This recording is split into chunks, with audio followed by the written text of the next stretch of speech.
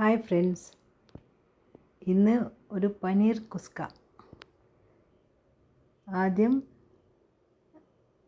മല്ലിയില, പുതിന ഒരു പിടി വീതം എടുത്ത് മിക്സിയിൽ വെളുത്തുള്ളി, പെരുംജീരകം ഇവയിട്ട് ഒരു ക്രഷ് ചെയ്തെടുത്തിട്ട് വെക്കാം.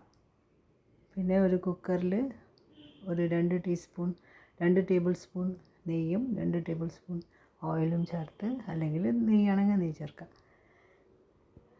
ഒരു വലിയ സവാള നേർമിച്ച് കട്ട് ചെയ്ത് അത് പട്ട, കരയാമ്പൂ, വഴനയില ഇവയെല്ലാം ആദ്യം ഇട്ട്, ഏലക്കായ് ഇതൊക്കെ ആദ്യം ഇട്ട് നല്ല മൂത്ത മണം വരുമ്പോൾ ഈ സവാള അരിഞ്ഞത് ഇട്ട് നന്നായി വഴറ്റിയെടുക്കുക. പനീർ ചെറിയ പീസാക്കിയിട്ടുള്ളത് നെയ്യിൽ വഴറ്റിയിട്ട് ഉപ്പ് ചേർത്ത് നെയ്യിൽ വഴറ്റി മാറ്റി വെക്കുക. പിന്നെ ഈ വഴണ്ട ഈ ഉള്ളി മസാല ഉള്ളിയിൽ പുതിനയിലേൻ്റെ മസാല ചേർത്ത് നന്നായി അതും പച്ചമണം പോകുന്നവരെ വഴറ്റിയെടുക്കുക. പിന്നീട് തക്കാളി നന്നായി വഴറ്റി ഒരു 1/4 കപ്പ് തേങ്ങ അതും ഒന്ന് മിക്സിയിൽ തിരിച്ചിട്ട് അതും ഇടുക. പിന്നീട് ഇതിലേക്ക്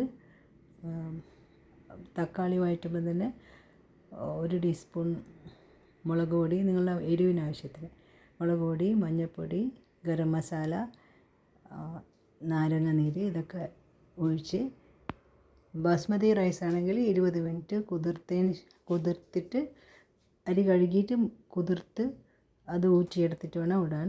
ജീരകശാലയാണെങ്കിൽ കഴുകി ഊറ്റിയിട്ട് എടുത്താലും മതി.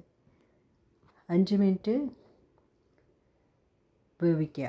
വിസിലിട്ടിട്ടാണെങ്കിൽ 5 മിനിറ്റ്, അല്ലെങ്കിൽ 7 മിനിറ്റ്. വാഷർ വെച്ചിട്ട് 7 മിനിറ്റ് വേവിക്കുക. ആദ്യം നല്ല തീയിൽ ആവി വരുന്ന വരെ വേവിച്ചതിന് ശേഷം മൂടി വെച്ച് 7 മിനിറ്റ് കഴിഞ്ഞ് സ്റ്റൗ ഓഫാക്കുക. എന്നിട്ട് ഒരു 10 അല്ലെങ്കിൽ 15 മിനിറ്റ് കഴിഞ്ഞതിന് ശേഷം തുറന്ന് നോക്കിയതിന് ശേഷം പനീർ തക്കാളീൻ്റെ മസാലത്തിന് ആദ്യം ഇട്ടിട്ട് വഴറ്റണം. കുറച്ച് പനീർ ഒരു ഡെക്കറേഷന് മാത്രം വേണ്ടിയിട്ട് മാറ്റി വെക്കുക. ചോറൊക്കെ ആയതിന് ശേഷം ഈ 15 മിനിറ്റ് കഴിഞ്ഞതിന് ശേഷം